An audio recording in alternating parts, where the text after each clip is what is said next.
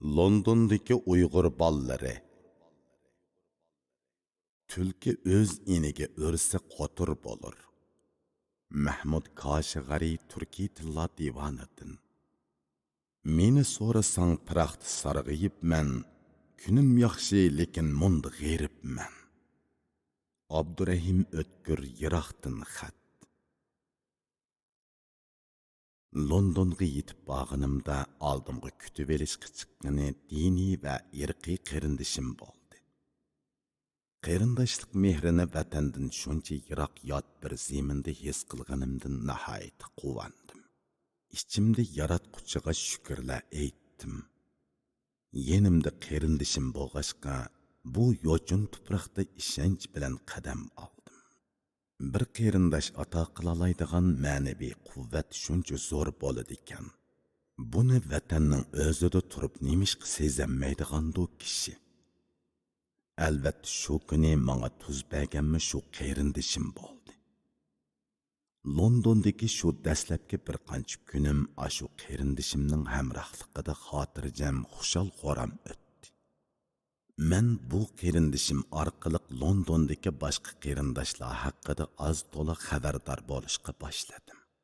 Uyg'urlar bir-biridan har qancha qoqishsimi bir-biridan ayrilanmaydi. Chunki cho'ng bir ijtimoiy taqdir hamon ularni o'xshash bir orbitaga keltirib qo'yadi. Aytilishicha, butkul Britaniyadagi Uyg'urlarning soni 150 ga bormaydi ekan. Ular sonining oz bo'lishiga qaramay chechilib o'ltiraqlashib yashashga majbur bo'ladi ekan. Londonda turayotgan Uyg'urlarmi u chet bu chet rayonlarda ekan. Qolganlarning ba'zisi Shotlandiyada, ba'zilari Shimoliy Irlandiyada, ba'zilari Velshda turadi ekan. Britaniyadagi kagunda Uyg'urlarning musofirlik qismati o'xshash bo'lsa-mu, ularni bu yerga kelgan taqdir har bir odamda o'ziga xos bir hikoyani shakllantirgan edi. Bu hol Rossiya yozuvchisi Lev Tolstoyning Anna Karenina nomli romanining tunji abzasi bo'lgan hamma baxtli oilalar bir-biriga o'xshaydi. Baxtsiz oilalar o'z oldiga baxtsiz degan mashhur jumlasini yodimizga soladi. Har qancha qilsimi o'nkanmagan taqdir har bir yurakda zardob, pig'on va aytqonga tugamaydigan hasratlik qissalarni paydo qilgan edi. Balkim bu qissalarmi tariximizdagi barliq echinishli kechirmishga o'xshashla un-tinsiz g'oyib bo'lib ketadigandir. Qayerda turib qaysi yo'l bilan tirikchilik qilish Londondagi Uyg'urlarning xohishi bo'yicha bo'ladigan ish emas edi. Chunki bu yerdagi musofirlar Britaniya tarafidan tanlanganlar emas. Aksicha ular har xil sabab bilan Britaniyaga eqib kelishgan edi. Taqdirning noma'lum qo'li ularni qayerga irg'itib tashlasa rozimanlik bilan qabul qilishga to'g'ri keladi. Şunu bu yerga kelishgan Uyg'urlar mayli hozirgi diyorimizdan, mayli O'rta Osiyodagi boshqa ellardan kelgan bo'lsin, aslidagi turmush usulidan tamoman voz kechib, yangi bir turmush yo'lini tanlab, hammani yangidan boshlashga majbur bo'ladi. Garchi ular muzlab turayotgan yurakini bir-biri orqali illatishni har qancha orzu qilsa-mu, taqdirning payliga bo'ysunmay iloji yo'q edi. Shuning bilan har shaharga, har tarafga ketishgan edi. Bundaq ahvolda Britaniyada musofiratda bo'layotgan Uyg'urlar bir-biri bilan to'liq ko'rishishga amalsiz edi. Ular yiroq bir shahardagi qarindishining ahvolini bevosita ko'rguchi sifatida emas, yondan anglovchi sifatida bayon qiladi.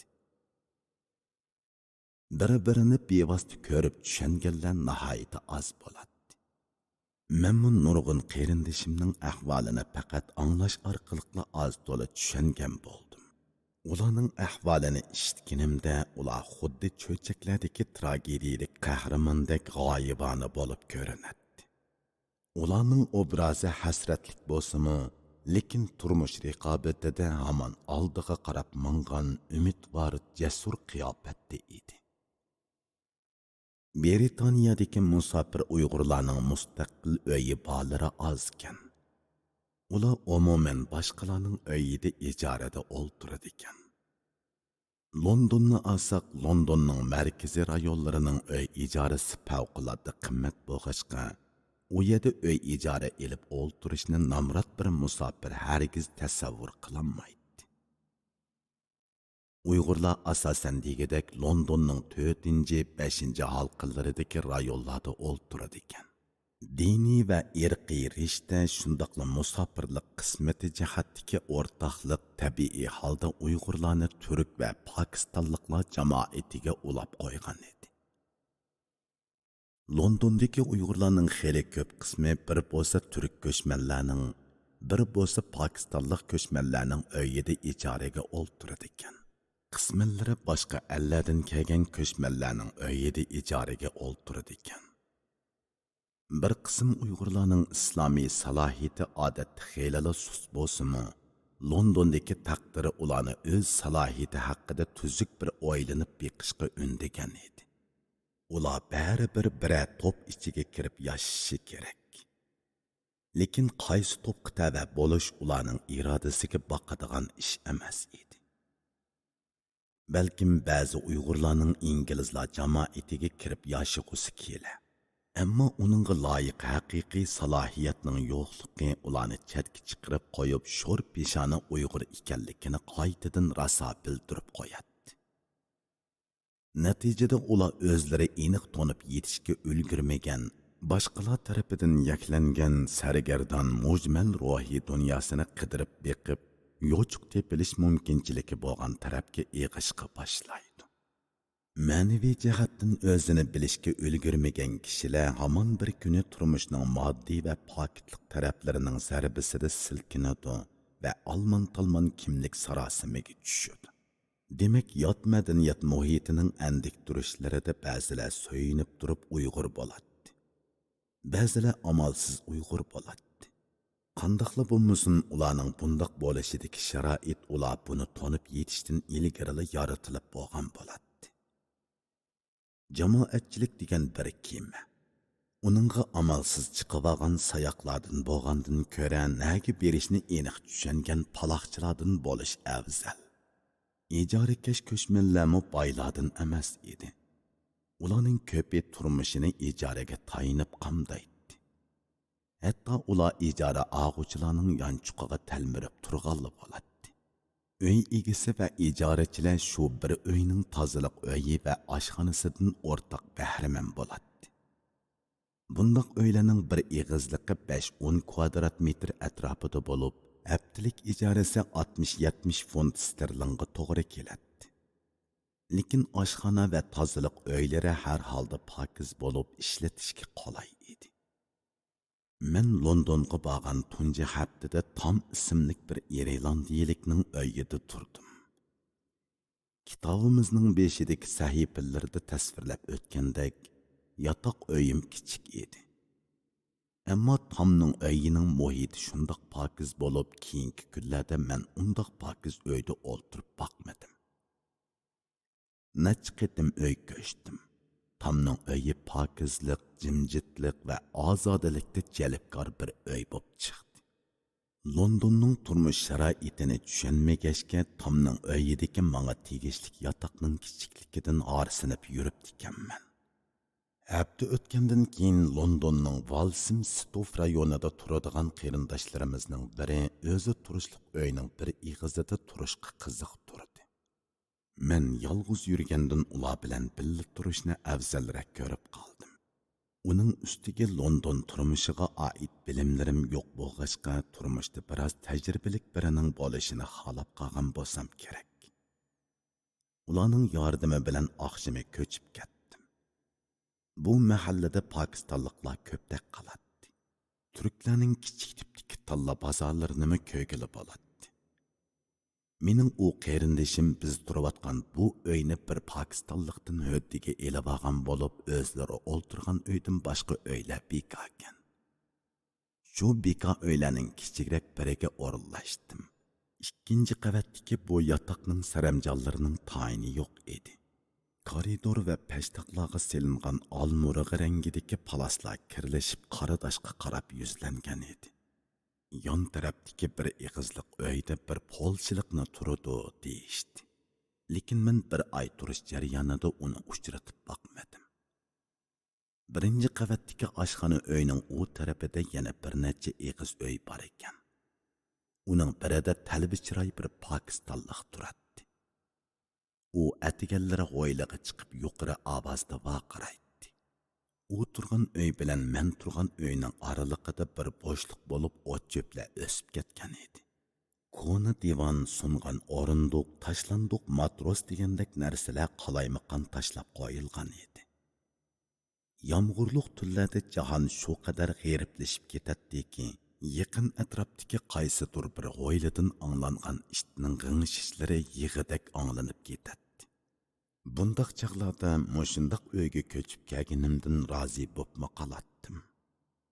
Chunki men mushundaq sharoit ostida Londonda turayotgan qarindoshlarimning real turmushini o'z ko'zim bilan ko'rishga, aqlga muvofiq yakun chiqarishga muvaffaq bo'la olay.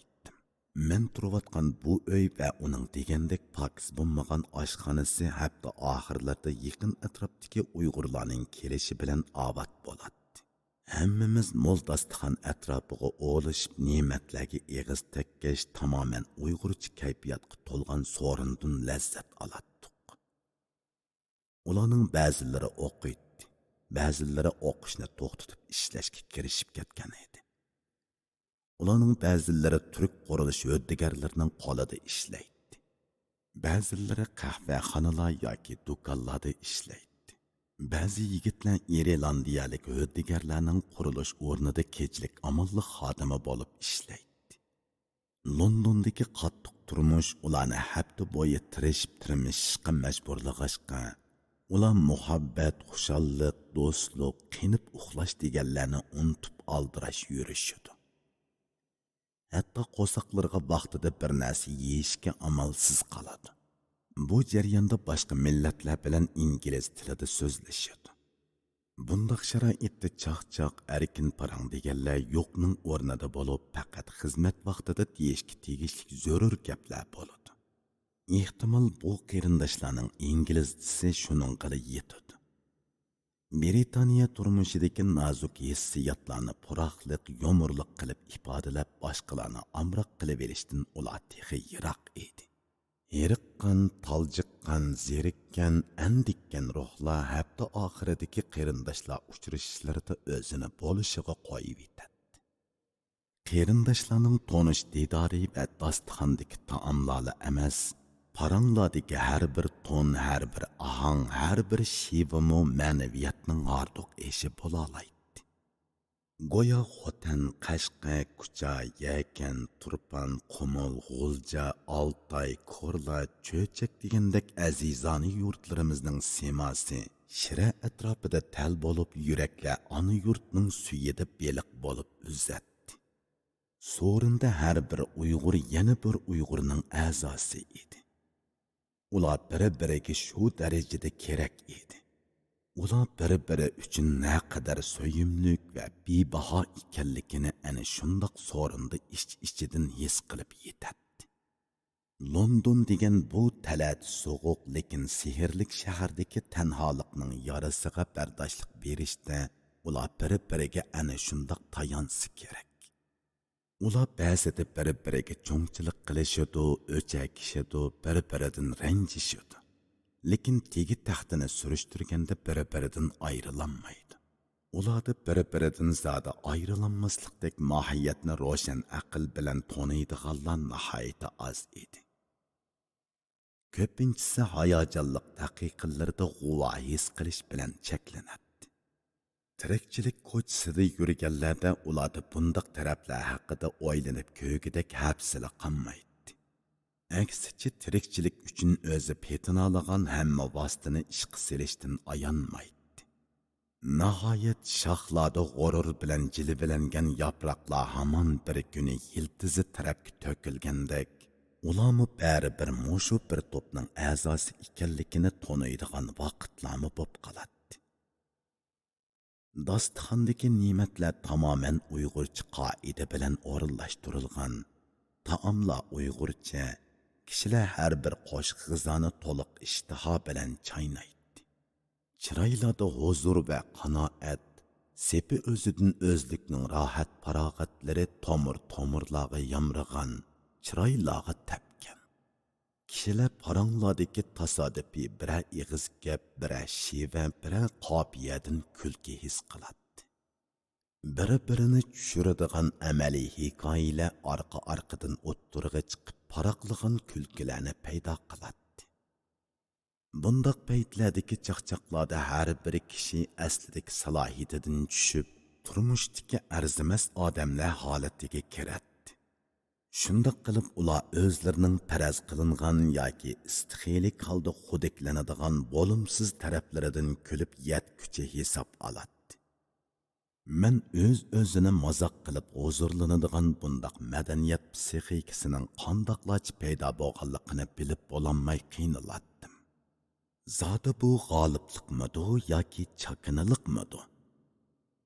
5-10 odamdan tarkib topgan so'rinda biror naxshchi chiqmaydi degili bo'lmaydi ekan. Tozi yaxshi aytolmasimi ish pushiqiga dal bo'lalaydi ekan. Bir ikki naqshini tovlayalaydiganlarmi bo'p qoladi ekan. Qaysidir biri Ablikim Yangoq yoki Rashida Davudning naqshisini tovlasa, qolganlari jo'r bo'lib tovlaydi. Bu aytishlarda yuqori mahoratning yo'qligi aniq edi. Ammo naqshiga singan dard, hijron, seg'inish muңlari nihoyat chin bo'lib yuraklarga tegadi. Naqshiga amroqlarning hammasining dardi bo'ladi. Dadi bo'lmaganlar naqshini yurakidan tushunolmaydi. Aytilgan naqshlarda bir qahramon bor edi. Bu qahramon tegichi o'zining baxtini topolmay davomliq izlash bilan ovora edi. U qahramonning vujudi son-sanoqsiz odamdan tutgan bo'lib, o'z dadi ichiga g'arq bo'lib ketmay, yanada yo'lini davomlashtiradi. Naqshilar shuncha sodda aytilsa-mu odamni shuklashtirib qo'yadi. Dard naqshining qahramonini so'yimlik ham ulug'vor qilib ko'rsatdi. Turibli odam mushundoq naqshilarni yaratgan xalqning bolasi bo'g'inidan faxrlanib qoladi. Uyning o'ddigiri yosh ayollardan bo'lib, ikkisining bir-biriga bo'lgan muomalasidan shirin aylarning tapti chiqib turadi.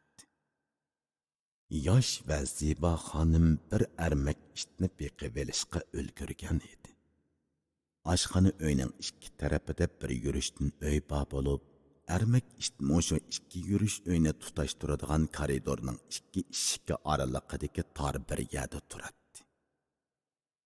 Uydagilar sirtqa chiqib ketgan chog'larda u kullab ashu oraliqda turishga majbur bo'ladi.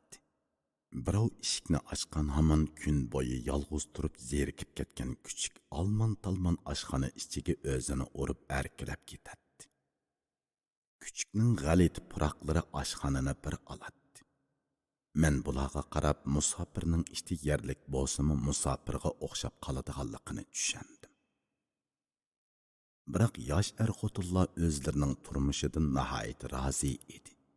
Yosh xonim kuchukni qo'zam deb erkilatadi. Erigimi qo'zam deb erkilaydi. Bir kuni uning yigiti "Menimi qo'zam, itnimi qo'zam" deb chaqirsangiz ikkimizning nima farqi deb g'o'dongshib qo'yib edi. Hammamiz kulib ketdik. Bu nihoyat omoq ham tabiiy norozilik bo'lgan edi. Men Walsimstovga ko'chib berib taxminan 10 kunlardan keyin Londondagi Uyg'urlarning ro'za hayitlik uchrashish cheyi o'tkaziladigan bo'ldi. Garchi ro'za hayit allaburun o'tib ketgan bo'lsa-mu, ro'za hayitlik tabrik faoliyati kechikib kelgan edi. Tirikchilikdagi qo'ylar hamma odamning degan vaqtda birdek vaqt chiqarishiga imkoniyat bermagan bo'lsa kerak. Uyg'urlar dal ro'za hayit mezgilida uchrashib bo'lolmagan edi. Ularning nazarida hali ham ro'za hayitning vaqti o'tib ketmagan edi. Men bu faoliyatga qiziqdim. Chunki men bu faoliyatda Londondagi qarindoshlarim bilan keng turda uchrasha oldim. So'rinni Finsbury Park rayonidagi Uyg'urlar tashkillagan edi. Bu Shimoliy Londondagi bir rayon bo'lib, bir bölük Uyg'urning shu taraflarda o'ltiradiganligini anglagan edim. Men hozir turayotgan Waltham City rayoni Londonning sharq shimoliga to'g'ri keladi. Qandoq berish men qiladigan ham emas edi. Chunki meni aparadiganlar bor edi. Mashina bilan bir hazo yo'l yurgandan keyin bir zalga yetib bordik. Epchiligini zal yo'ruq va pokiz edi. O'rindiq va shiralar zalni cho'radab tizilgan. Shiralarga bolka, meva sharbatlari qo'yilgan. Eshikdan kirishga o'ng tarafda sahna bo'lib, sahnada bir elektronlik pianino turadi. Kimdo biri elektronlik gitarni tiranglatib tangshash bilan band edi. Sahnaning temida "Marhaba Uyg'urim, aytingizga qutlug' bo'lg'ay" degan xat lavha qilib esilgan edi. Zalda Uyg'urlar bilan birga taklif bilan kelgan boshqa millatlarmi bor edi.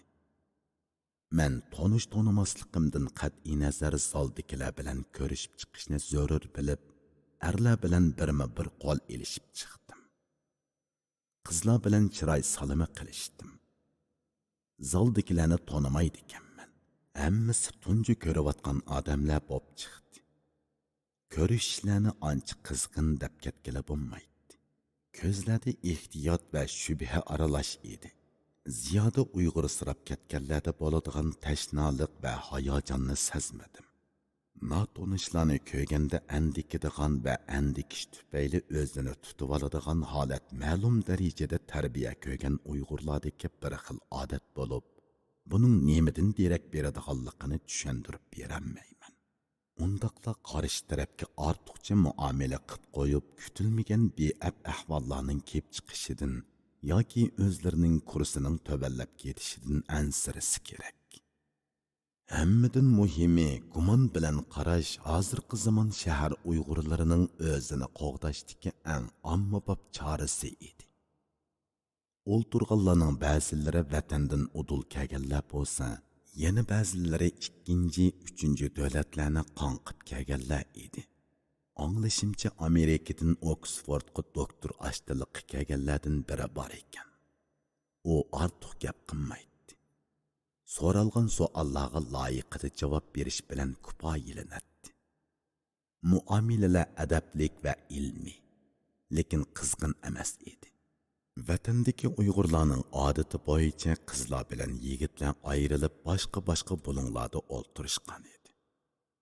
Har kim yenidagilar bilan nimalarnidir deyishib o'ltiradi. Sepsasam yosh qizlarmi oz emaskan. Ular dasturxonlarni ratlash bilan aldirash edi. To'g'u va qo'y go'shining qo'rdoqlari oxir tortildi. Bulkalar bilan qo'shib yedik. Kimdo bir nechisi viskining og'zini ichib o'tlashga boshladi. O'dilimda bir pokistonlik mehmonimiz o'ltiradi.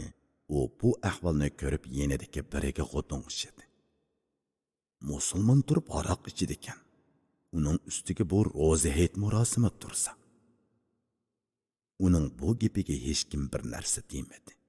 Rost gapga sukut bilan javob bermay nima iloj? Ma'orifsizlik musulmonlikning o'lchimini mujmallashtirib etgan. Musulmonlik ba'zilar uchun o'rib odat, ba'zilar uchun ota meros tuyg'u, ba'zilar uchun rasmiyat, ba'zilar uchun aqida, ba'zilar uchun fikr bo'lib qolgan. Şunu 4 Uyg'urning beshi bir yerga kelmaydi.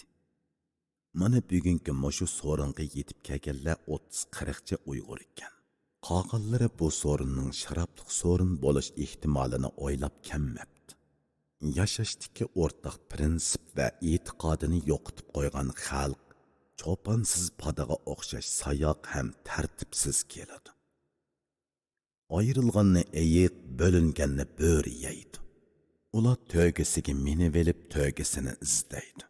O'zlariga bosh bo'g'idak odamlari yenida tursa o'tmishdan izlaydi.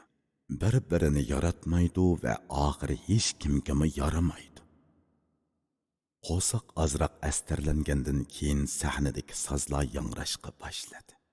Gitar chelayotgan o'ttiri bo'y dehmoq bola gitarga xeli ustida qoladi. Uyg'urcha ahang zalni bir oldi. Jo'shqin qon to'lqini tomirlarni yog'udek ravishda urg'ishga boshladi. Sazende yigit o'zi chalatdi, o'zi o'qiydi. U bara-bara o'zi o'qivatgan naqshining bandasiga aylanib, ritmga agishib chayqaladi. Qaraganda bugun uning uchun rasa xumodan chiqadigan kun bo'lsa kerak. Yigitlar bir ikkidan qopib qizlarni tansiga tortdi. Arada Uyg'urcha usullarni o'ynaldi. Eng oxirida qizlar bilan qizlar tansi o'ynadi. Ko'rinishlar vatandagi o'ltirishlar bilan farqsiz edi. Biraylan mikrofonni qo'liga elib meni ikki ig'iz gap qilib berishga taklif qildi. Chavaklardan keyin zal jimib ketdi. Sahnaga chiqdimda gapni mundoq boshladim. Assalomu alaykum so'yimlik vatandoshlar. Bayı aytilgan naqshilarning munglaridan texichi qutulib ketanmayapman. Şunu sizlarga damoli nima deyishni bilanmadim. Men Angliyaga texi yaqinda kelganim uchun sizlarga ona vatan salamini yetkazishga o'zimni layoqatli hisoblayman. Menda texi vatanda yegan tuzning tapti bor. Vatanning to'pisining hidi bor. Uchamdagi maykamdan vatanning sopini puraydi. Bu mayka vatanning suyida chayqalgan. Şunu meni aranglardagi eng keyingi musofir deb tunib salamimni ilik elinglar. Sizlarga ona xalqinglardan umidlik salom. Zalda alqish yangradi. Sizlarga bir poch she'r o'qib bersam qarshilamsizlar? Dedim men orqadilla. Ko'pchilik javob chaldi. Men sizlarga Almutada o'tgan Uyg'ur shoiri İlya Baxtiyorning Uyg'urlarni tonishtirish degan she'rini o'qib beray. Zal jim edi. Uyg'urlarni tonishtirish.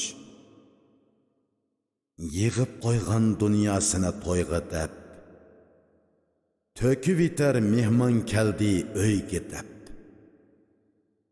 Desang agar tushunmasdin bu qandoq, bilib qo'yg'in Uyg'ur degan mushundoq. Uyg'urlarning qo'li oltin, ko'ngli gul, bog' baraqsan ular turgan dasht cho'l. Do'stqa degan mehri o'chuq, ko'ngli oq, bilib qo'yg'in Uyg'ur degan mushundoq. Ati oqsham ishkini ilmaydi, qolib sanmaz qizg'inishni bilmaydi. Tushunmasda desang agar bu qandoq, bilib qo'yg'in Uyg'ur degan mushundoq. Ko'chat tikib soyi bo'lsin deydi u. Soyisida o'zi tursa maylig'u. Do'st birodar ko'ngli to'ysa shu boqqa, men qatarga qo'shildim der shu vaqtda. Qayg'u tushsa tang bo'lishib oladi, biri kulsa uning ko'ngli qanadi. Qarindoshdan ortiq ko'rib qo'shnini, otisidek tingshaydi yor do'stini. Japoyingmi, japodan u qo'rqmaydi. Og'rib qolsang eng avval shu yo'qlaydi. Dading bo'lsa oladi u bo'lishib, shodlik kunlar o'ltirdi kulishib. Naqsh sazsiz, mashrabsiz u yurmaydi. Sen kulmasang u echilib kulmaydi. Sen egilsang u sunudu sen uchun. Sen sunsang u o'lidi sen uchun. Uyg'ur degan yaxshilikqa yaralgan, bilim ilmi jahong'imi taralgan. Oq o'rnida hamisha gul unsun deb, emgak qilar inson aman bo'lsin deb. Zal chavakdan keyin biroz jim edi. Varang-churung shavqin so'rallar asta-asta asliga keldi. Elektronlik chalg'ular yana tilga kirdi. She'rdagi soddalik, mardonalik, sexiylik, soplik, xiramonlik yig'ib turadigan pokiz tuproq ruhi go'yo zaldan o'zini qo'yadigan joy topolmagandek bara-bara havoga o'rlab nam bulutlarning orasiga kirib ketadi. Elya Baxtiyaning qishloq ruhiga boy bu she'ri amaliyotda Angliya sahrolarining tabiiy ko'rinishiga mos kelmaymi qolmaydi. Aksicha hammadan bak tez o'zgarib yotlishyotgani o'zimiz deb o'ylaymanu pishmagan bu o'ylarimni aytmay qo'yaman. So'rindikilar bir ikkidan tarashqa boshladi. Her kim bu murakkab shaharning qatnash liniyalaridan o'zlariga qolay yo'l tepib qaytib elishning qo'yiga tushmoqda edi. Ular atigandan boshlab Londonning odamlar to'lqiniga o'zlarining rizqini istab sho'ng'ishga boshlaydi. Tamtiragan tuproq ruhi, temir ruhining narisida o'zini yo'qotib qo'yishi mumkin.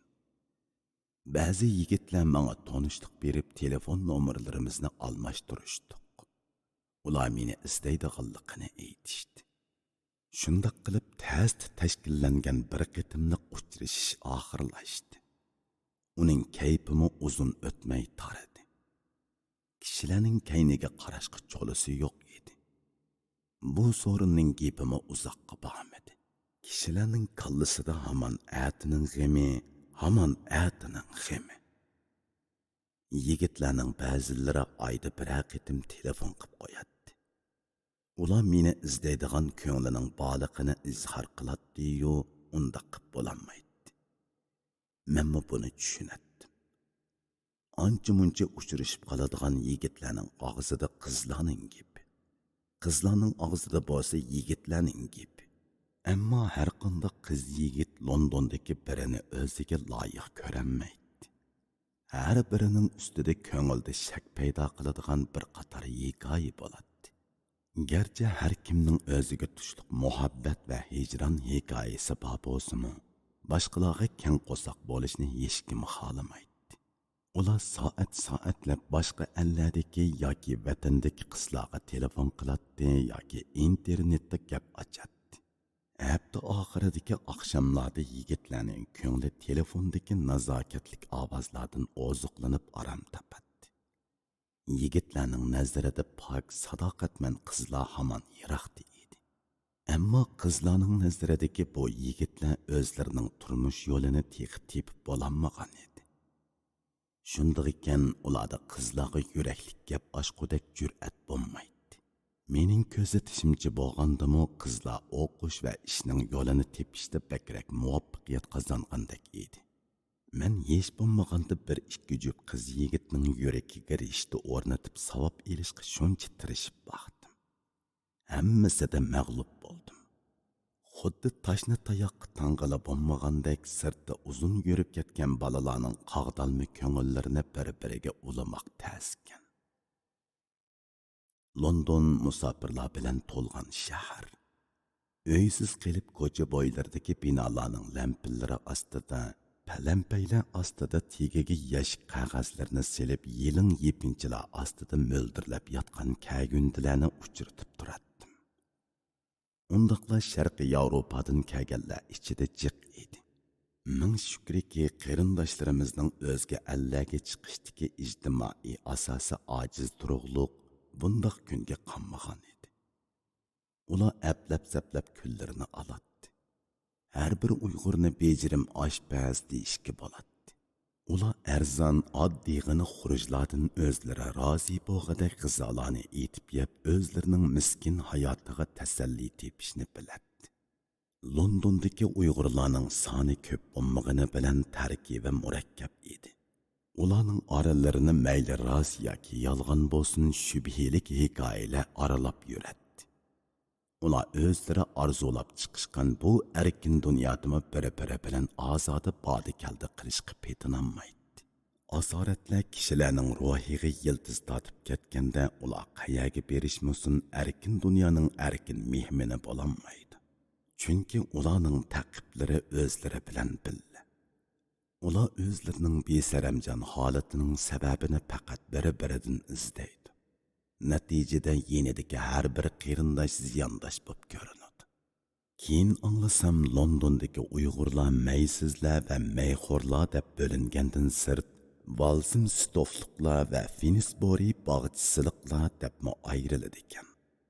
Texim men o'zimni bilmagan holda Walsim stof tarafga ayrilibdiman.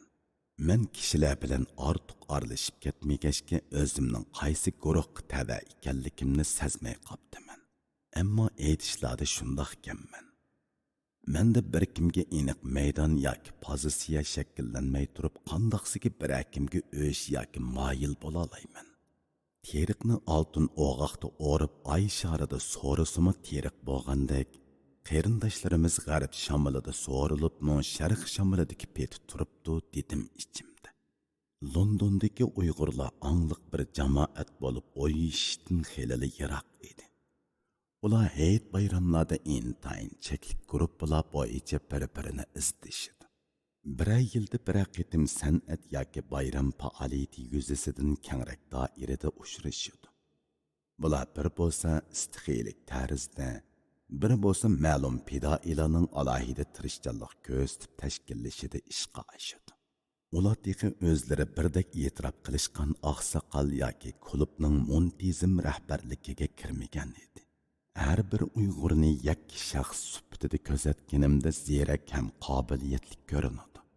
Ammo ular izchillikqa ega kollektiv tuzum shakliga kirganda shaxsiyatini aralashtirib olish sababli chuvalchaq mas'uliyatsiz bir gavda bo'lib chiqadi. Qashshoq an'anaviy yezigilikni asosi mazmun qilgan jamiyatning o'rib odat qoida yo'sin tarbiya topmagan diniy ong muhitida yetilgan bu tipdagi odamlar bir-biri bilan oson chiqishidi, oson zidlashidi. Chusmijazlar yiroqni o'ylashni talab qiladigan chigish masalalar oldida paylamaydi. Agarda ularni birlikka keltirgan narsa bor deyilsa, u o'rtoqlik, vatan to'g'risidagi xotira, o'rtoq urf-odat, o'rtoq taqdir, o'rtoq qiyinchilik, o'rtoq zerikish, bir-biridan tasalli izlash qatorliqlardan iborat bo'lib chiqadi. Boshqa jamoatlarning oldirab oraga olmasligidek amaliyot ib kelgan yoshirin xo'rliq, tabiiy holda ba'zilarni o'zi chatlamoqchi bo'lgan orbitaga qistab qo'ydi va bu murakkab reallikni amalsiz qabul qiladi. Shu tipda Londondagi Uyg'urlar uyoq-buyoqlarda chechilib o'ltiradi. To'lisining muqim turalg'ulari yo'q, muqim xizmati yo'q. Asosan ligudek boshqa jamoat turkumiga beqinib turmush kechiradi. Ularning oldi farzandlik bo'lib, farzandlari boshlang'ich maktab va oliy maktablarga o'qishga kirishga boshladi. Navbatda ular o'zlarining til, madaniyati, e'tiqodi, urf-odati va tarixiy aslarini avlodlarga qandoq bildirib davomlashtiradi. Sagak ota-onalarning bu to'g'riliq beshi qatmay qolmaydi. Agar ular bir jamoat holatiga kelamiz desa, o'rtaq e'tiqod, qimmat qarash, til, orzu, faoliyat, kapolat, aloqa, manba degandaklarni izchil saqlab qilish bilan billa yangi xislarga taqobil turalug'idek darajada qurilmaga ega bo'lishi kerak. Yana o'rtaq makon birligida avlodlar aro va qo'shnilar aro hamkorlikni vujudga keltirishi kerak. Navoda ular tez arada shundoq qilishga muvaffaq bo'lolmasa, ma'lum vaqtdan keyin avlodlar farqi kelib chiqadi. Cho'nglar vorisiz qoladi.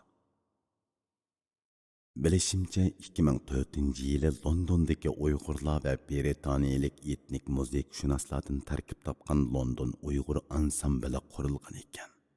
Tambur g'ejak dutar daplarning sadosidan tuzilgan kuy nag'malar Britaniyaning cho'ng kichik anjumanlarida yangrab, o'xshamagan irqdagi kishilarning diqqatini tortgan. Bu ahanglar taklamakan vodisida yashab dunyo tarafidan unutilib ketgan xeyli cho'ng bir qavmning mavjudligini g'uva uqtirib turishga qodir edi. Obraz va mavjudligimizdan so'z ochganda bugungi Qashqar bilan London birdek esidan chiqarib qo'yishga boshlagan saltanatli bir tarixning kichik bir yip uchini tashlab o'tib ketolmaymiz. Londondagi Thames daryosining janubidagi Plumstead bo'lagiga joylashgan bir ko'cha bor. Uning ismi Qashqar ko'chasi.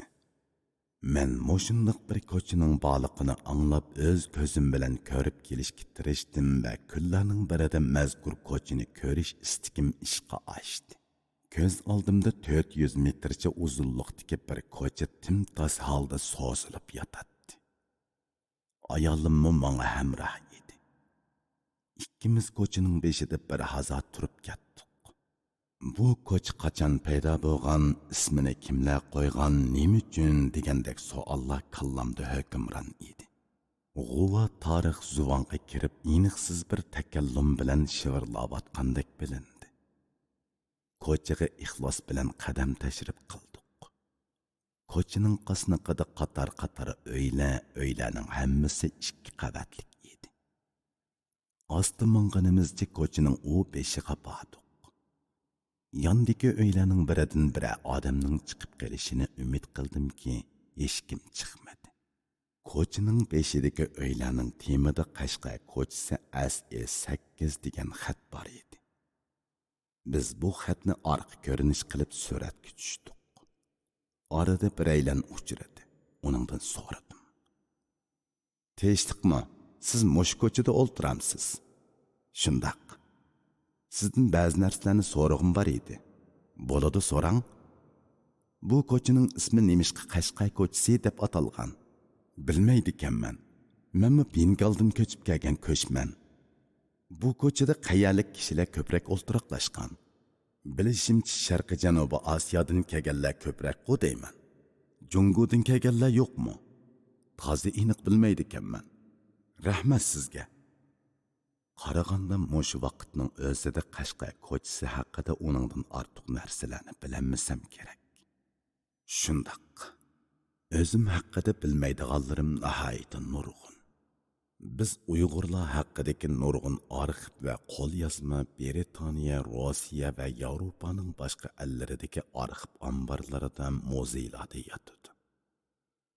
Bu ma'nodan aytganda tarixni kekash deyishga bo'ladi. Biroq tarixni tarix so'zlatadi. Bilishlar asta o'zining qepini yaradi.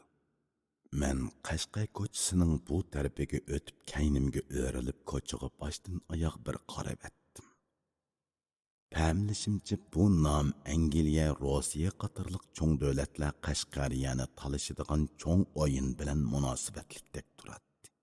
O'rta Osiyo tarixida shuhratlik bo'lib kelgan Qashqar, ya'ni Kashgar 19-asrning keyingi yarimidan boshlab Britaniya matbuotlarida ko'rilishga boshlagan ekan. Bir shaharning tarjima holini ba'zida birab puchuq tangimi so'zlab beralagandek, bir davrning tarixini birab ko'chaning nomini bayon qilib beralaydi. Gap ko'chalarni tilga kirgizalaydigan tarixchilarda. O'zbek shoiri Muhammad Yusufning Koni Quduq nomli dostonidagi mono misralar esimga kelib turib oldi. Qandoq go'zal eding Buxoro, osmon o'par gumbazlar ara. Men ziyorat qilib avora, topolmadim bir saq munora. Shoirlar qalbining ramzi, qavmi uchun aziyat chekishni zimmasiga olgan nabiyalarning ruhidan ilingan bo'lsa, elning jorchisi bo'lmay qolarmi? Günümüzde musafiratga o'zini beg'ishlagan har bir odam bir izchi bo'laligandala talaylag'an Qashqar ko'chasini zuvonga keltirgili bo'ladi. Navoda ularning o'zlari hayot sodasining qaynimida yutib ketsa, ularning derekini qilib odam izlash e'loni beradiganlar chiqmay qoladi. Londondagi Qashqar ko'chasi sanoqsiz izning biri. Izchilar bir kishilik tirikchilik uchun yiroqlarga uzab ketishdi. O'qimishliqlar orasida davrangi va obrazi bilan shaxsiyati birdek bo'lmagan odamlar xeyli ko'p. Undaq odamlar atrofidagi kishilarni o'z mijozining rangli ko'zoyniki bilan ko'rib baho beradi. O'zini sezmasdan subyektivlik qiladi. O'zining mijozi tufayli boshqalarni o'ch ko'radi yoki yaklaydi. O'z mijozining o'sal yerlari bormi yo'q deganni o'ylab boqmaydi. Hadislar boshqalardan qusur izlaydi.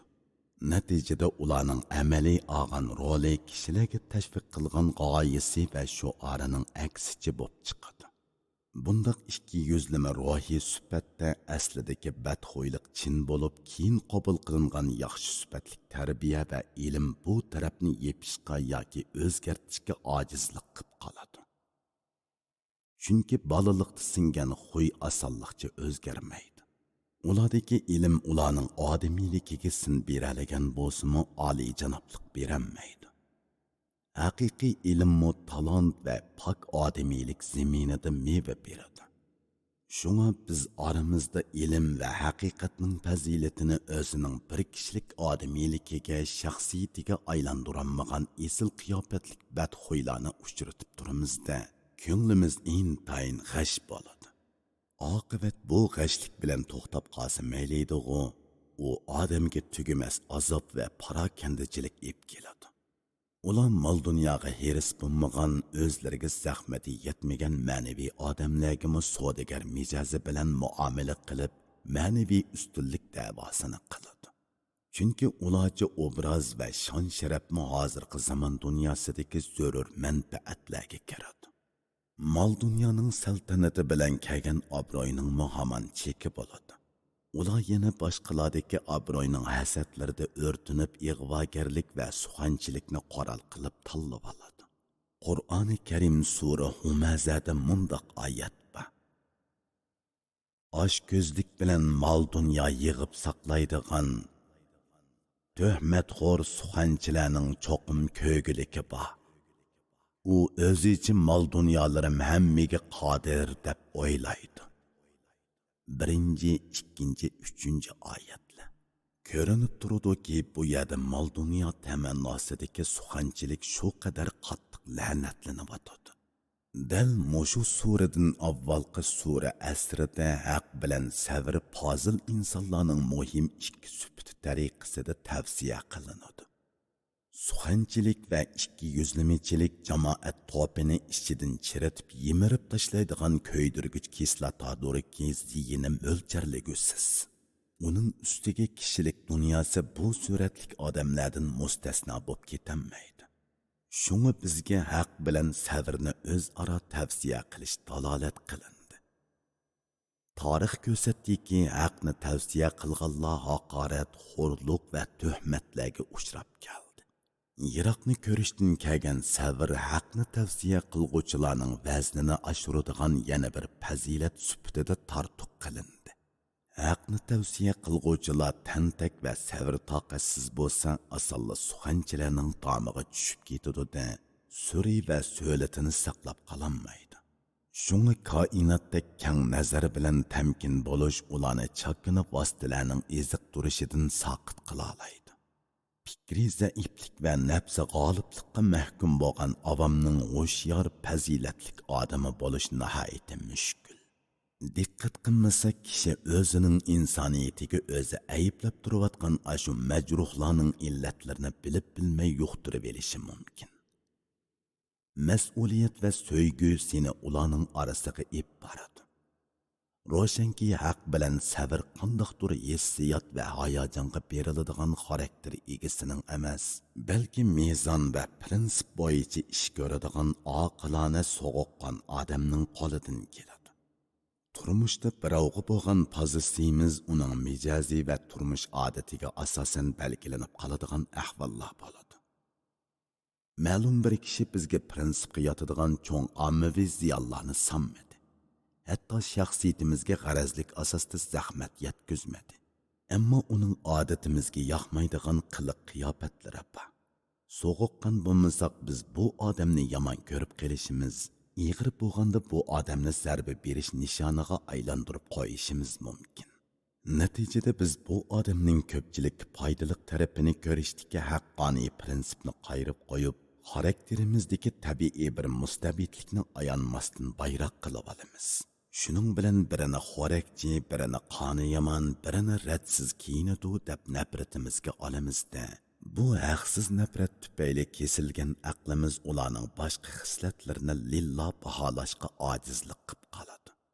Vaholanki yoqtirmaslik bir ish. Nafrat yoqtirmaslikning radikallashishi bo'lib, to'g'ri yetakchi prinsipdan ayrilganda zo'ravonlikni keltirib chiqarishi mumkin. Uchur texnikasi taraqqiy qilgan mushu kunlarni ma'lum ma'noda psixologiyalik urush davri deb sifatlash mumkin. Bundaq davrda Dajjalning fitnasi asonli yuz beradi. Uçur ishlab chiqarish va uchurni yurishtirishdan o'rni bo'lmagan jamiyat to'plari boshqalar nima desa ko'ldirlaveradigan hamoqat bandalarga aylanib qoladi. Ahmoqning postiga samon tiqish intayin oson. Ular haqiqatni yaklab sapsatiga qonidak chaplashib oladi.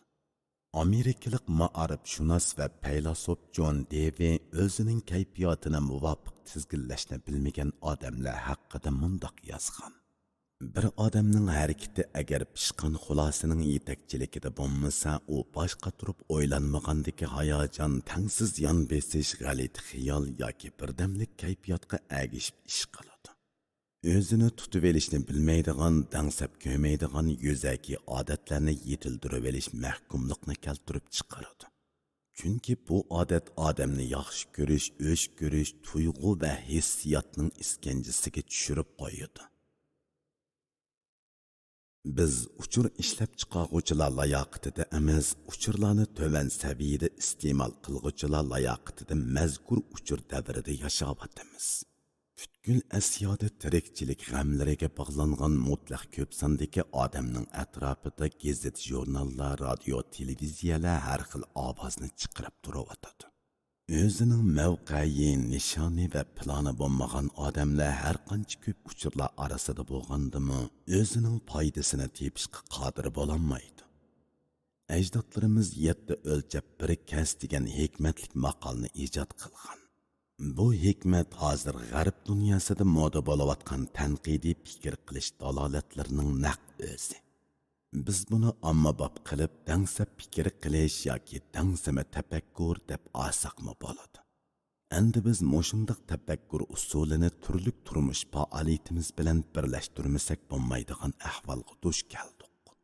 Agar biz hissiyotimizga agishib yaxshi ko'rish va yomon ko'rishdan iborat tuyg'ularimiz bo'yicha yashasak, oson chiqishadigan, oson qiyirishadigan, oson ta'sirlanadigan, oson hukm chiqaradigan paylimiz hozirgi dunyodagi mavjudlik o'rnimizni barbod qiladi.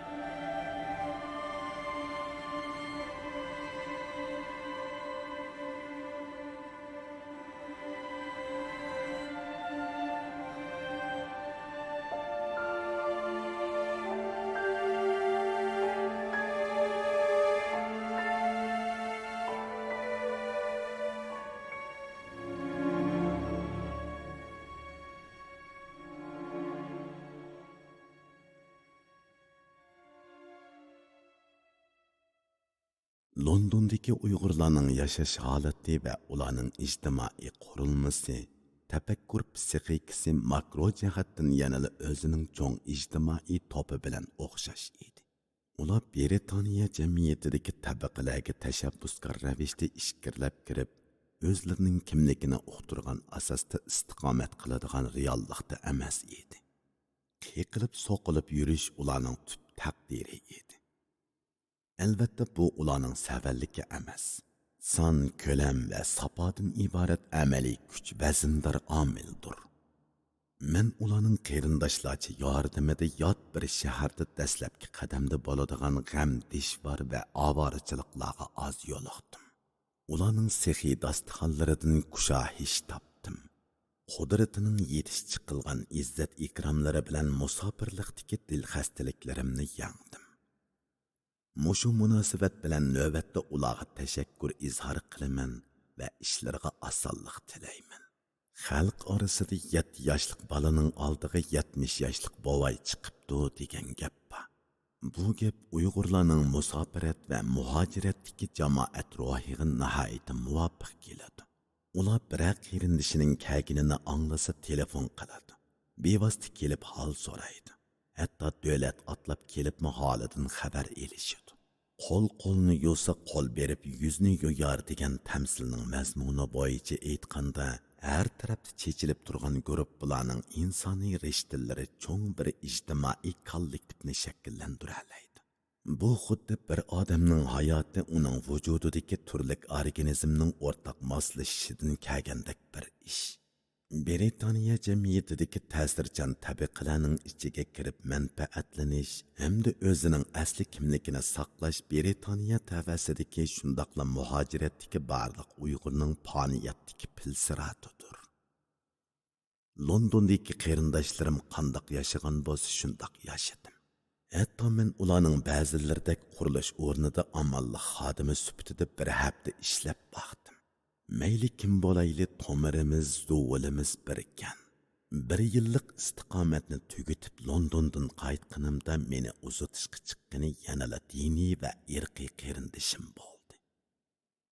Qo'shimcha birinchi. Londondagi bir Uyg'ur qizi bilan suhbat. Londondagi qarindoshlarimizning ahvolini egilab, vatandagi qarindoshlarga bildirish maqsadida mumkin bo'lgan doirada Londondagi ba'zi Uyg'urlarni yozma suhbat shaklida ziyorat qilishga xeyli bak urindim va ba'zi savollarni tayyorladim. Qarindoshlar bu ishimga xeyli qizg'inlik izhor qilgan bo'lsa-mu, faqat bir nafar qiz qarindishimizning javobiga erisha oldim. Men bunimi az ko'may o'qirmanlarning samiga tashlashni ravo ko'rdim. Chunki bu savollar davrimizdagi barliq yoshlarning muhokama qilib beqishiga arziydi deb qarayman. Uning ustiga berilgan javobning alohida tarafi bo'lmasa-mu, sodda, tuz, dabdabisiz holda bir qiz musofirning ma'naviy holatini aks ettirib bera oladi. Savol: siz kelgili qancha yil bo'ldi? O'zingizni bu yerning ijtimoiy muhitiga ko'nalidim deb qaramsiz? Javob: Londonga kelgili 4 yil bo'ldi. Asosan ko'nib qoldim. Savol: ko'nib qolishning kaynida nurg'un jarayon bor deyman. Bu jarayonda siz to'lagan eng cho'ng badal nima? Javob: shundoq. Men to'lagan eng cho'ng badal tanholik, sukut. Shundaqli kishilarga chandurmaydigan ko'z yeshi. Savol: sizningcha tanholik go'zallikmi? Uning ichida nimalarning borligini so'zlab berishni xohlamsiz? Javob: meningcha tanholikni umumiy jihatdan go'zallik degila bo'lmaydi. Ba'zida uningmi o'ziga loyiq ortiqchiligi bor. Tanholikni go'zallik emas deganimda, tanholik odamni jimg'ur, odam xolamaydigan tirikkak, shaxsiyatchi, hatto ruhiy jihatdan tushkun qilib qo'yadi. Tanho odam o'z atrofida nemish bo'layotganligi bilan kori yo'q holda to'pdan ayrilib yashashni yaxshi ko'radigan bo'lib qoladi. Bara-bara uningda o'zim uchun yashayman degan qarash tiklanib qoladi. Tanholikni go'zallik deganimda, u faqat vaqtincha go'zallik. Masalan, bir odam kasbda natija qozonaman desa, ko'proq tanho qilishi kerak. Bo'libmi ayol kishi. Shundala uning ko'proq vaqti bo'ladi. Vaqtningmi unumi bo'ladi. Savol: bu yerga kelgandan keyin sapoyingizda bir kamtuklikni yoki ortiqchilikni sezdingizmi? Javob: dastlabda tildagi qiyinchilik tufayli qo'rinib tamtirab yurdim. Yana bir kamchilik yuqori ovozda gap qilish, yurish, turish, kiyinish jihatda bu yerdagi kishilarga selishtirganda o'zimga bak ahamiyat beradiganligimni his qildim. Savol: sizcha vatan qandoq uqum? Bu yerga kelgandan keyin o'zingizni xalqingizdan yiroqlab ketayotgandek his qilamsiz? Nemishqa? Javob: meningcha vatan to'limi abstrakt uqum. Oddiy qilib aytganda, men vatanni kindik qinim to'kilgan ana yurt, o'xshash til, o'xshash urf-odat bilan yashab kelayotgan bir turkum odam o'ltiraqlashgan makon deb qarayman. Londonga kelib o'zimni xalqimdan yiroqlab ketgandek emas, aksicha xalqimga texmi yaqin, bakrak so'yadigan bo'lib ketgandek his qilaman. Gerçi xalqimdan shuncha yiroqda yashayotgan bo'lsam-mu, uningga nisbatan aytib tugatkisiz mehr muhabbatimning borligini his qilaman. Xalq naqshlarini anglaganda ko'z yoshlarim oqadi. Burun yaxshi ko'rmaydigan naqshlarni endi shunchalik so'yib anglaydigan bo'lib ketdim. Savol: bir qator ko'z qarashingizning natijasida Angliya jamiyatidagi moddiy taraqqiyotning sababini qanday tushundingiz? Biz qanday qilishimiz kerakkan? Javob: Angliya jamiyatidagi moddiy taraqqiyotning sababini ularning ota-bovillari tiklagan asosdan, shundaqla bugungi kundagi shoqiratmadek tez turmush ritmidan, kishilarning vaqt ko'z qarashidan ayirib qarag'ili bo'lmaydi. Yana ta'kidlab qo'yishga tegishli bir ish, ular o'zlari yaratgan moddiy boylikni qanday asrashni ham uni muvofiq ishlatishni biladi ekan. Ular o'zlarining 60 yoshlik davrini 20 yoshlik davrida plan qilib o'rinlashtirib bo'ladi ekan. Meningcha bu tirishchanlikqa sabab bo'lsa kerak. Savol: sizda til qiyinchiligi bo'ldimi? Nima uchun? İngliz tili o'rganishga kirishayotgan qarindoshlaringizga nimalarni degingiz bor? Javob: albatta til qiyinchiligi bo'ldi. Chunki bizga oliy maktabda ingliz tili o'tmagan. Faqat darsdan sirtqi vaqtlarda kurslarga qatnashgan. Hozir o'ylab baqsam, ayni vaqtda bizga dars o'tgan shu o'qituvchilarning saviyasi chog'liqgan. Shunga bu yerga kelib ko'p qiynaldim. Vatandagi ingliz tili havaskorlariga deydiganim, chet ellarga chiqishdan burun til asosini puxtalab o'zining hojatidan chiqalaydigan bo'lish, so'zlash, eg'iz mashq qilishdan qat'iy xijil bo'lmaslik kerak. Chet ellarga chiqib til o'rganaman desa, kutilmagan badallar ko'p bo'lib ketadi. Savol: sizningcha ona til, xanzu tili va boshqa 3-tilni o'rganish o'ttirisidagi munosabatni qandoq bartaraf qilgan tuzuk? Javob: har qanday odam eng avval o'zining ona tiliga pishiq bo'lishi kerak. O'zining tilini yaxshi bilmay boshqa tillarga ravon bo'lib ketgandimi, bu nomusliq bir ish. Savol: siz burun qaysi kasbni o'rgangan? Shu kasbingizni Angliyada ishlataladingizmi? Javob: men burun doktorlik ham iqtisodshunaslikda o'qigan. O'z kasbimni 80% ishlataladim desam bo'ladi. Savol: oliy maktabga imtihon beradigan ini singillaringizga kasb tanlash to'g'risida qanday maslahatlarni bergingiz bor?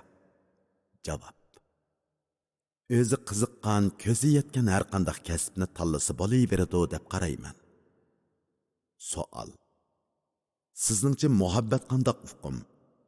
Chet el muhiti aslidagi muhabbat qarashingizni o'zgartib etgandek qilamdi? Javob: meningcha muhabbat degan bir abstrakt uqum.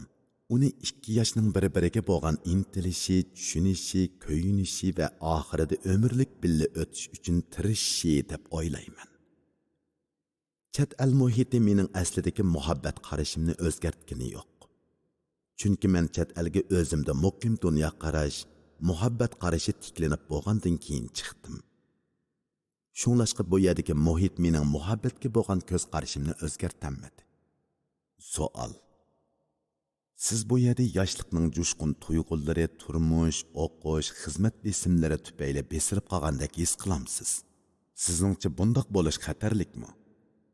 Javob: men bu yerda ig'ir turmush besimi tufaylidan yoshligimning o'tib ketayotganligini, yoshlik tuyg'ularimning kundan kunga suslab intiladiganlarimning kun sira azlab ketayotganligini his qilyapman. Burun uynalg'u qo'yib muzika anglab usul o'ynaytdim. Haftada bir qitim suv uzgili baratdim, do'stlar bilan uchrashatdim. Endi yolg'izlikni xohlaydigan, boshqalar muzikani unlik qo'ysa terikadigan bo'lib qoldim. Meningcha bundoq ketaversam xatarlik. Odam hamon bir kuni kasal bo'lib qolishi mumkin. Savol: sizning oila haqidagi qarashingizga qiziqmay turolmadim. Javob: meningcha oila to'limi muqaddas. U mehr muhabbatga to'lgan ota-ona va farzandlar to'pi. Illiq oila sog'lom bolalarni cho'ng qiladi. Oilani cho'ng bilmaslik to'g'ri emas. Oila degan maktab. Savol: ko'ngildagidek oila yoki hamroh haqidagi qarashingizni so'zlab beramsiz? Ko'ngildagidek oila Londonda nimadan derak beradi? Javob: Mencha qarshi taraf cho'qim men yaxshi ko'radigan ham menimi yaxshi ko'radigan bo'lishi kerak. O'zaro hurmatlashadigan, bir-birimizning o'zgacha qarashlarimizni ko'ngil qo'yib anglashadigan, bir-birimizning ortiqchiliklarini e'tirof qilishadigan, mungdishib o'ltirsak gapimiz tugamaydigan bo'lsak, ko'ngildagidek hamroh va oilaga erishgan bo'lamiz. Londondagi yigitlarga nisbatan ko'ngildagidek oila bir qiz bilan tezroq to'y qilish, ondan uy elish, balaliq bo'lish, kunda o'xshagan langman yeyishdan iborat. Savol: siz hozirgacha o'zingiz uchun yashashdan halqib ketaladingizmi? Ona xalqingizni o'ylag'idek holingiz bormi? Javob: men texi o'zim uchun yashashdan halqib ketanmadim. Meningcha faqat o'zi uchun yashash to'limi nomus ish. O'zining xalqi uchunmi oz to'la ish qilib berish lozim.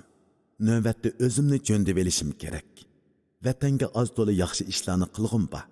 Odam o'zi uchun yashash bilan birga boshqalarni o'ylashi kerak. Masalan, vatanda o'qishni so'yadigan, lekin qo'li qisqa kelib qolgan nurg'un qarindishimiz bor. Ashularga hech bo'lmaganda 100 fond sterling avatib qo'ysak, daftar qalamga bo'lsa-mi asqatgan bo'lamiz. Men navri inilarimga yordam qilib turyapman. Ishni avval shulardan boshladim. Keyincha har yili 5 bolaning o'qishiga yordam qilay deyapman. Kelgusidagi orzularim xeyli jiq. Alloh xolasa maktab ochqim bor. Yana tex cho'nglar sanatoriyasi ochqim bor. Savol: Angliyada o'qiyotgan vatandoshlaringizga nimalarni ta'kidlagingiz bor? Javob: bu yerdagi vatandoshlarimga deydiganim, bir-birimizga mehr shafqat yetkazsak, shaxsiyatchilik qilmasak, g'aybat shikoyatni tashlab bir-birimizni e'tirof qilsak, dunyodan xabarsiz holda qora qo'saqlarcha yashayotganlardan farqli yashasak deyman. Savol: bizga dabbagudak vaqt boshqarish tajribangiz bormi? Javob: kundalik ishlarimni planliq o'rinlashtiraman. Qiladigan ishlarimni xotirlab olaman. Sahar turib shu kunlik ishlarimning kun tartibiga belgi qo'yaman. Savol: hozirgi g'oyangiz nima? Voz kechgan g'oyangiz bo'lganmi? Javob: hozirgi g'oyam tezroq o'qish bitirib mo'shiyada ishlash va ko'proq xizmat tajribasi to'plash. Tezroq oila qurib balaliq bo'lib yaxshi ayol, yaxshi ona bo'lish. Voz kechgan g'oyammi bo'lgan. U tangliq ayollar kasali doktori bo'lish edi. Ammo Angliyada bu jihatdan natija qozonishga ko'zim yetmadi. Buningda ichki va tashqi sabablar bor. Savol: kishilik hayot va muhabbat to'g'risida yaxshi ko'radigan aqliy so'zlaringiz bormi? Javob: eng yaxshi ko'radigan so'zim "Hey, bu kunlarni o'tib ketadi" degandan iborat. Chunki men bu so'zdan tasalli topaman. Ochiq va xafalikdan taramlab oqay degan yeshim ashu so'z bilan to'xtab qoladi. Qandaqdir bir umid bilan oldimga qarab mengaman. Qo'shimcha 2. Londondagi Uyg'ur bolalari. Angliyaga berib taxminan 2 oy o'tganda 7 och singil metro bekiti atrofidagi bir uyda bu she'rni yozib chiqdim. Kecha uyqum kelmadi. Londondagi qarindoshlarning turmush va psixikalik holati menda bosh oxiri yo'q xiyollarni qo'zg'aydi. Bu xiyollarni kallamdan yeri qilishga shuncha urinib baxdim. Aksicha bag'an seri adab ketayotgan xiyollar menga zotila aram bermadi. Chiroqni yoqdimda qo'limga qalam elib yozishga tavakkul qildim. Bu qitim nemishqidir meni qopila oldiga selib maddohlar adabiyotida uchraydigan ommabop til va qurilma o'zligidan maydonga kelyotadi. She'r o'z vaqtida menga qandoqdir bo'shinish aromi beryotadi. Shu taqlidni yozishni davomlashtirdim. 2,5 soat atrofida harakat qilib qalamim to'xtab qolishni istadi. Men ma'qul bo'ldim. Tongga yaqin paytlarda bandalik reshtimni ilohiy muqamga sunib bo'lib qong'uchi uxlabdiman. She'r mening ruhiy balog'at qasroqlarim xotiramning burjikida turaverdi. Londondagi dishvarlarda andikkan o'z kishilarimizning she'r bilan nemishi. Hatto o'zimmi shundoq misralarni putkunimni yodimdan chiqarib etkila tas qoldim. Vatanga qaytgandan keyin pishqan o'z kasbiga ixlosman muharrir Qurbon Mahmud aka o'qirmanlarimizga Angliya ta'sirotlaridan iltifotingiz yo'qmi deb so'rab qoldi. Shuning bilan birga do'stlarmi bundaq talablarni puritib turdi. O'zimmi shu arzuda bo'lsammi shu vaqtning o'zida qalam zo'qiga mos fursatni topolmay rohatsiz o'tdim. Men Qurbon Mahmud akaning talabini o'rindash hamda meni deraklab turadigan qadrlik o'qirmanlarimga salom berish yuzasidan xotiramda saqlanib turgan Londondagi Uyg'ur ballari degan she'rni Shinjong madaniyati jurnalining 2007-yili 6-sonida kichikkina ilova bilan e'lon qildim. Mazkur she'r e'lon qilinishi bilan Uyg'urcha har qaysi tor betida ko'chirib tarqitildi. Vatanning ichi teshidagi to'rdoshlar har xil inkaslarni bildirishdi. Ba'zilar Abduqodir apandi she'riyatning badiiyligida qattiq chekinibdi desa, ba'zilar Abduqodir apandi o'zining she'riyat haykalini o'zi cheqibdi dedi. Xabar tepishimcha Londondagi Uyg'urlar o'tkazgan 2008-yillik yangi yil kechiligida bir qiz qarindishimiz mazkur she'rni ko'pchilik oldida deklamatsiya qilganda rozimanlik va norozilik inkaslari qoplabdi. Norozi bo'lganlar bizning Londondagi turmushimizni xunuk ko'ztibdi demakchi ekan. Hatto torda o'zim haqidagi haqoratlik so'zlarni uchratdim. Shu vaqtda London universitetidagi Edmund Walti apandi menga yozgan el-xatida farqli inkaslarga erishish yaxshi ish, bu sizning kishilarni o'ylashga majbur qilganingizdan derak beradi deb yozgan ekan. O'zimga ayonki Londondagi qarindoshlar men uchun so'yimlik. Lekin turmush amaliyati baribir ana shu. Men ularning chiroyidagi hasratni anglik bilan yepishga ojizman. Mayli qandoq bo'lmasin, Londondagi Uyg'ur ballari degan bu she'r London haqidagi xotiramning udul yaldamisi. Uni unutib ketishga hargiz qiymayman. O'zimga ravo ko'rganni o'qirmanlarimga nemishqa ravo ko'rmay. O she'r mundoq edi. Qora hijron dardga qilib onalar, pul topaman deb chin qilib dadalar. Kirib tushki vatandagi dalalar, seg'inishdan cho'ng'aysimi yaralar. O'qiydigan Londondagi balalar. Kelib rasa o'qiydigan niyatga, kelay deb ham kelgusida kerakka. Ilm panda qatnashay deb ko'rakka, armonlari aram bermay yurakka, o'qiydigan Londondagi balalar. Surishtirsam soni 100dan osharmish, har tarafda har shaharda yasharmish, yolg'izlikda pig'onlari tasharmish, qattiqlikda hayot go'yo hasharmish. O'qiydigan Londondagi balalar. London degan bakmi yo'g'an shahar ekan. Fursatga mu shuncha to'lgan shahar ekan. Har qadami pulga turgan shahar ekan. Puli yo'qni yerga urgan shahar ekan. O'qiydigan Londondagi balalar.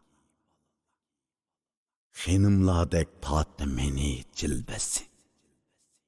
Tamtiratdi pulpazlikda hilasi, toplanibdi odamlarning lo'lisi, dardman ikan kagundining to'lisi, o'qiydigan Londondagi balalar.